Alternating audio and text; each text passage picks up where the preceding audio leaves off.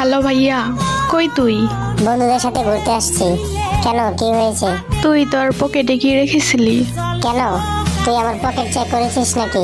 আরে শোন তো, কি বল। আমি তোর ঘর গোছানোর সময় তোর পকেটে ধরিনার পাতা পেয়েছি। কেমন না লাগে? রাগ দেখাস কেন? আরে এগুলো তারপর রান্না করার সময় ধনিয়ার পাতাগুলো তরকারিতে দিচ্ছি। এখন আব্বু আম্মু খেয়ে কি সব আবোল তাবোল বলতেছে। কি বলতেছে? বাবা বলতেছে আমি আকাশে উঠতেছি, মা বলতেছে আমি চাঁদের দেশে যাচ্ছি। আর কি কি বলে?